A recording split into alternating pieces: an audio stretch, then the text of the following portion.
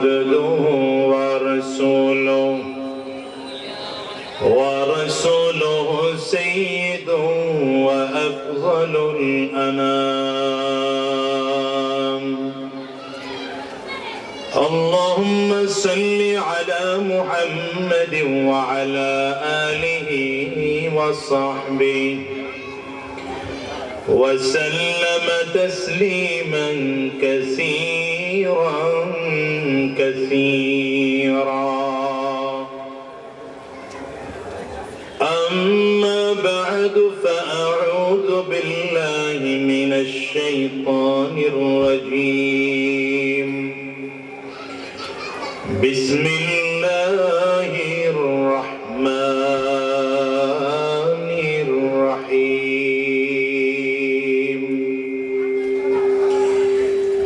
يا أيها الناس اعبدوا ربكم الذي خلقكم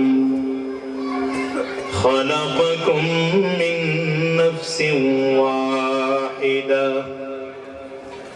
وخلق منها زوجها وبث منهما رجالا كثيرا. صدق الله العظيم وصدق رسوله النبي الكريم ونحن على ذلك من الشاهدين والشاكرين والحمد لله رب العالمين. لا إله إلا الله. জোরে জবান খুলে আওয়াজ দিয়ে সকলে মিলে লা ইলাহা ইল্লাল্লাহ।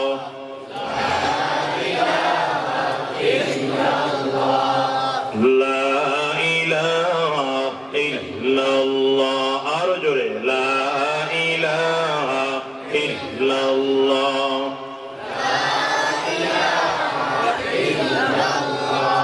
লা ইলাহা ইল্লাল্লাহ। লা ইলাহা ইল্লাল্লাহ। লা ইলাহা ইল্লাল্লাহ।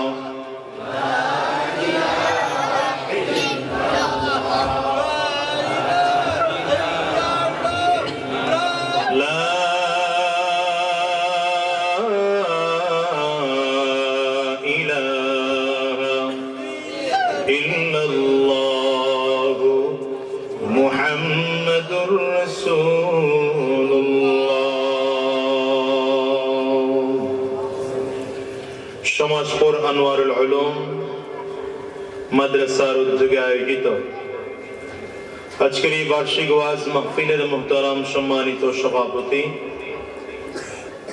সম্মানিত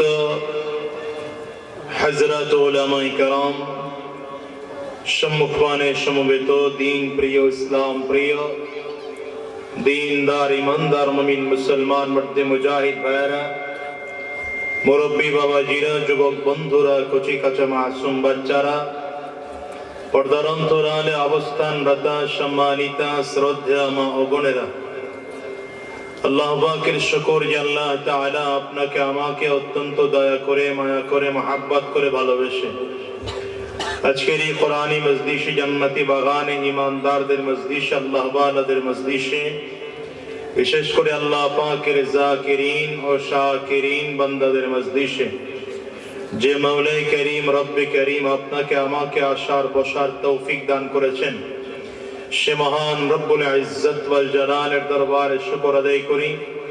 আমরা সকলেই জবান খুলে আওয়াজ দিয়ে চিৎকার করে জোরে সরে বলি আলহামদুলিল্লাহ। এই মনিটরটা যেখানে দিচ্ছ এটা ওখানে হয় না, এটা একটু সামনে আগানো যায়। হ্যাঁ, সাউন্ড একুরেট থাকতে হবে। কি কোনো স্টোনে দাও?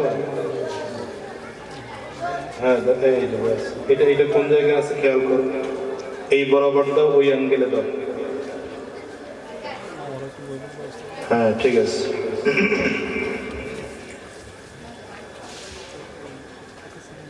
যে আয়াতে কারিমা আপনাদের সামনে তিলাওয়াত করেছি, আল্লাহ রাব্বুল আলামিন বলেন, ইয়া আইয়ুহান নাস উ'বুদু রাব্বাকুমুল্লাযী খালাকাকুম মিন নাফসিন ওয়াহিদা। গোটা পৃথিবীর মানুষকে আল্লাহ তাআলা লক্ষ্য করে বলছেন, হে মানব সকল, তোমরা সেই রবের গোলামি করো যেই রব তোমাদেরকে এক সত্তা থেকে সৃষ্টি করেছে। আল্লাহ তাআলা এখানে মানব জাতির ইশারার দিকে লক্ষ্য করেছেন। কি করে মানব জাতিকে তৈয়ার করা হয়েছে, আল্লাহ তাআলা সেই দিকে ইশারা দিয়েছেন। আমরা যেই পৃথিবীতে আছি, গোটা পৃথিবীতে একটা সময় জিন জাতিদের বসবাস ছিল। কাদের বসবাস ছিল? সবাই কথা বলেন, আর একটু জোরে বলেন। হয় না আওয়াজ, আরো জোরে বলেন। মাহফিলে আসলে আস্তে কথা বলবেন না, কখনোই না। জোরে কথা বললে আপনাদেরও ফায়দা, যিনি আলোচনা করেন তারও ফায়দা। কি কথা বলেন না? আর এই জাতি এখন এত আস্তে কথা বলা শুরু করেছে, যখন মুসলিম জাতিকে কাফির মুশরিকরা যে ভয় পাবে, ভয় পাওয়াটাও ভুলে গেছে। এখন উল্টো মুসলিমরা কাফিরদেরকে ভয় পায়। কথা বলেন না কেন? অথচ মুসলমানদের ইতিহাস হলো বিজয়ের ইতিহাস। মুসলমানদের ইতিহাস হলো বিজয়ের ইতিহাস। মুসলমানদের ইতিহাস হলো নেতৃত্বের ইতিহাস। মুসলমানদের ইতিহাস হলো সমাজ গড়ার ইতিহাস। মুসলমানদের ইতিহাস হলো শান্তিকামী মুক্তিকামের ইতিহাস। মুসলমান এমন এক জাতি, যেই জাতি গোটা পৃথিবীতে শান্তি প্রতিষ্ঠার জন্য চেষ্টা করেছে, বর্তমানেও করছে, ভবিষ্যতেও করবে। কিন্তু এই জাতি নিজের অস্তিত্ব ভুলে যাওয়ার কারণে এই জাতির মাথার উপরে লবণ রেখে কাফির আর মুশরিকরা বড়ই খাইতেছে। আসতে বলেন কেন? জোরে বলেন। সুতরাং এই জাতিকে আবার জাগতে হবে। এই জাতিকে নতুন করে আবার দাঁড়াতে হবে, মাথা উঁচু করে দাঁড়াতে হবে। এই জাতিকে কোমর সোজা করে দাঁড়াতে হবে, যেন কোনো বেঈমান আর কাফির আর মুশরিক মুসলমানদের বিরুদ্ধে কথা বলার সাহস না করে। ঠিক আছে তো? মনে রাখবেন, দুনিয়ার কোন গাছ, এই গাছ তাজা করতে গেলে গাছের নিচে পানি দিতে হয়। কি দিতে হয়? কথা বলেন না কেন? কি দিতে হয়?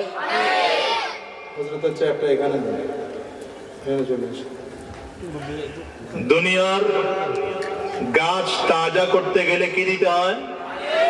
আরে চুপচাপ করে সব বেড়েছে। কি দিতে হয়? ইসলামের একটা গাছ আছে, ইসলামের গাছটাকে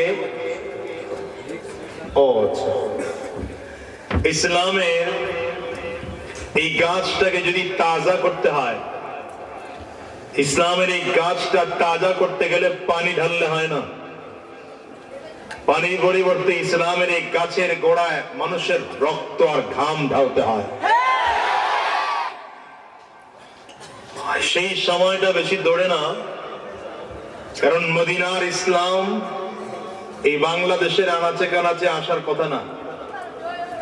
এখানে আসছে, আসার বড় কারণ ইসলামের গাছের গোড়ায় নবীর রক্ত ঝরেছে, সাহাবীদের রক্ত ঝরেছে, মুসলমানদের রক্ত ঝরেছে, বহু সাহাবীদের জীবন এরা গাছের গোড়ায় আছে। রাসূলুল্লাহর ঘোষণা, আল ইসলামু বাদাআ গরীবান ওয়া সায়াউদু কামা বাদাআ গরীবা। ইসলাম খুব দুর্বল হয়ে সমাজে ধীরে ধীরে ধীরে ধীরে ছড়িয়েছে। আবার এমন একটা সময় আসবে, নবী বলেন, খুব দ্রুতই আবার ইসলাম মদিনার দিকে খুব গোটায় ছোট হয়ে আসবে। আমার কাছে মনে হচ্ছে সেই সময়টা এখন চলে আসতেছে। আমরা যেভাবে দ্বীনকে ছাড়তেছি, ইসলাম ছাড়তেছি, আর মৃত্যুকে প্রচন্ড ভয় পাইতেছি, এগুলো আমাদের খুব ভালো লক্ষণ না। মনে রাখবেন, মরণকে মুসলমান ভয় পায় না। মরণ আজ হোক কাল হোক মরণ লাগবেই। না মৃত্যু থেকে কেউ বাঁচতে পারবে? আরে কথা বলে না তো, মৃত্যু থেকে কেউ বাঁচতে পারবে? আজ হোক কাল হোক মরতেই হবে। তবে মরণটা যদি আল্লাহর দ্বীনের জন্য হয়, মরণটা যদি আল্লাহর কোরআনের জন্য হয়, মরণটা যদি ইসলামের জন্য হয়, তবে সেই মরণটা হবে নসিবওয়ালা মরণ। সেই মরণ কখনো শাহাদাতের মরণ হয়। সেই মরলে জান্নাত পাওয়া যায়, ঠিক না? আয় কথা বলেন, ঠিক না? সুতরাং ইসলামের গাছকে তাজা করার জন্য, ইসলামের গাছকে জীবিত রাখার জন্য যদি আমাদের রক্ত দেওয়ার প্রশ্ন আসে, এই বাংলার জমিনে ইসলাম হেফাজতের জন্য যদি জীবন দেওয়ার প্রশ্ন আসে, আর আমাদেরকে উলামায়ে কেরাম যদি ডাক দেন, আমরা উলামায়ে কেরামদের নেতৃত্বে রক্ত দেওয়ার, জীবন দিতে কারা কারা তৈয়ার আছেন? হাত দুটো উঁচা করে।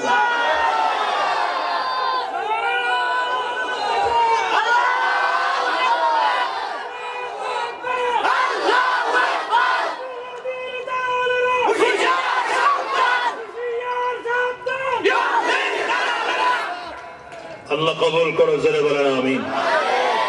আর জোরে আমিন। ভাই সাউন্ডটা তুমি কমাবো না, একটু বাড়ায় রাখো যেন আমার ডিস্টার্ব না হয়। আর একটু বাড়ায় দাও, হালকা যতটুকু বাড়ানো যায় বাড়ানো। ভাইরা, যে জমিনে আমরা এখন আছি, তুই কি বুট খাইতেছস? আর জায়গা বাইরে না খাবার খাটাস, আর কেউ নাই তো বুট খাওয়া? কি দায়িত্ব পালন করে চিন্তা করছে। এদেশে একদল লোক আছে, এই বক্সটা একটু ওদিকে ঘোরান তো দেখি, অল্প, বেশি না, এত না। হ্যাঁ, এদেশে একদল লোক আছে যারা মাহফিলে বাদাম কিনে নিয়ে আসে, আইনা নিজে খায়, বোলারেও খাওয়ায়। বাপ হিসাবে আরেকটা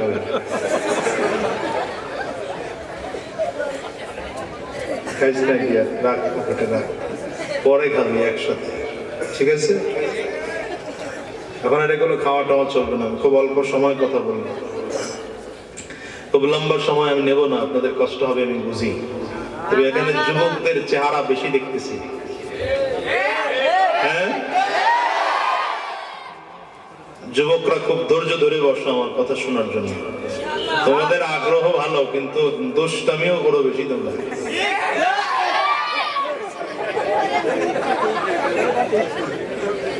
মাহফিলে মুরব্বীরা বসলে মনোযোগী লোক বেশি পাওয়া যায়, আর মাহফিলে যুবক বসলে মনোযোগী লোক কম পাওয়া যায়।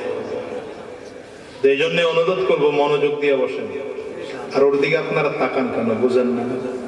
ওর দিকে তাকাইলে তো সমস্যা, তাকানো যাবে না। ওর কাজও করতে থাকুন। ভাইরা, গোটা এই পৃথিবীতে একটা সময় জিন জাতিদের বসবাস ছিল। কাদের বসবাস ছিল? জিন জাতি। তো এই জিন জাতি বড় মারাত্মক দুষ্ট জাতি। এরা ফিতনা, ফাসাদ, দুষ্টমি, হাঙ্গামা ছাড়া দিন পার করতে পারতো না। কাজই ছিল তাদের এটা। আল্লাহ তাআলা আদেশ করলেন,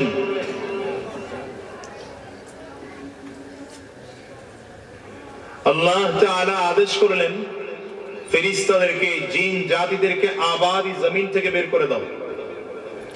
আল্লাহ পাকের আদেশ পাইয়া জিন জাতিদেরকে আবাদি জমিন থেকে বের করে জঙ্গলে পাঠিয়ে দেওয়া হলো। কোথায় পাঠানো হলো? এর সাথে সাথে আল্লাহ তাআলা ফেরেশতাদেরকে বললেন, তোমরা জমিনে বসবাস করো। ফেরেশতারা জান্নাতে থাকতো আর জমিনে বিচরণ করতো। হঠাৎ করে আল্লাহ তাআলা ফেরেশতাদেরকে ডাকলেন।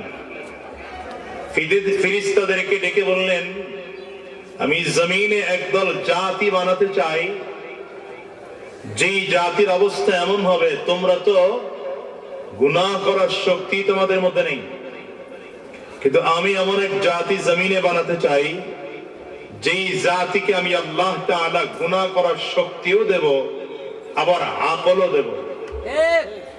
বুঝেন নাই? যেই জাতিকে গুনাহ করার শক্তিও দেব, আবার আকলও দেব। ফেরেশতাদের মধ্যে গুনাহ করার শক্তি নেই, কিন্তু আকল আছে। আবার জানোয়ারের মধ্যে যত খারাপ গুণ, গুনাহ করার যত গুণ, সব জানোয়ারের মধ্যে আছে, কিন্তু কি নাই? আকল নেই। আল্লাহ তাআলা ফেরেশতাদেরকে বললেন, আমি এক জাতি বানাতে চাই, যেই জাতিকে আমি আল্লাহ তাআলা আকলও দেব, আবার গুনাহ করার সব উপকরণও দেব। এই বান্দা কোন গুনাহের কি মজা সে বুঝবে, এই বান্দা কোন গুনাহের কি স্বাদ সে বুঝবে।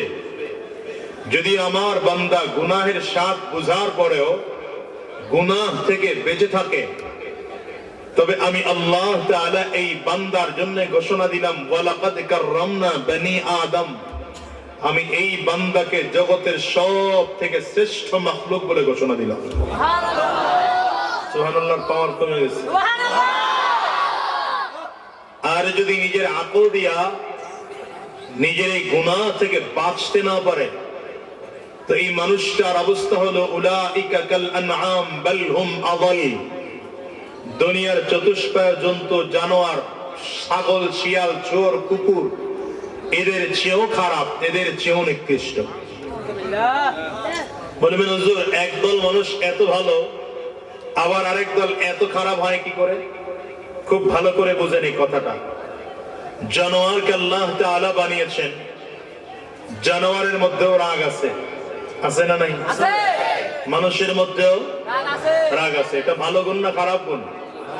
আরে কথা বলে না। কি গুণ? হিংসা। জানোয়ারের মধ্যেও আছে, মানুষের মধ্যেও আছে, এটাও জানোয়ারের গুণ। রাগ, এটাও জানোয়ারের মধ্যেও আছে, মানুষের মধ্যেও আছে। লোভ, জানোয়ারের মধ্যেও আছে, মানুষের মধ্যেও আছে। যৌন চাহিদা, জানোয়ারের মধ্যেও আছে, মানুষের মধ্যেও আছে, ঠিক না? কিন্তু জানোয়ারের মধ্যে কি নাই বলছিলাম? আকল নাই। যে কথা কয় না, কি নাই? মাস্ক খোলো মিয়া, তাই তুমিও খোলো। মুখ বান্ধে মাহফিলে বসে, আর এত সুন্দর আটকানো জায়গার মধ্যে মুখ বাঁধা লাগে? হ্যাঁ, মুখ খুলেন সব মুখ। আর কারণ মুখ বন্ধ আছে কেন? ওই চেহারা দেখতে হবে আপনাদের। বাস, ঠিক আছে, মাশাআল্লাহ। তো জানোয়ারের মধ্যে আকল নেই, মানুষের মধ্যে কি আছে? এখন ভালো করে বোঝেন। জানোয়ারের মধ্যে আকল নাই, এই জন্য ও তার রাগ কন্ট্রোল করতে পারে না, লোভ কন্ট্রোল করতে পারে না, হিংসা কন্ট্রোল করতে পারে না, যৌন চাহিদা কন্ট্রোল করতে পারে না। কিন্তু মানুষের মধ্যে তো আকল আছে, সে চাইলে তার রাগ আকলের মাধ্যমে কন্ট্রোল করতে পারে, হিংসা আকলের মাধ্যমে কন্ট্রোল করতে পারে, হ্যাঁ, লোভ আকলের মাধ্যমে কন্ট্রোল করতে পারে। চাইলে একজন মানুষ যৌন চাহিদা আকলের মাধ্যমে কন্ট্রোল করতে পারে। যেহেতু মানুষের মধ্যে কন্ট্রোল করার মতো আকল আছে, জানোয়ারের মধ্যে নেই, তো মানুষের মধ্যে আকল থাকার পরেও যদি তার কাজ জানোয়ারের মতো হয়, তার কাজ গাধার মতো হয়, তো সেই মানুষটা গাধার মতো নয়, তার চেয়েও নিকৃষ্ট। তবে আবার একই মানুষ ফেরেশতার চেয়ে দামি হয় কি করে?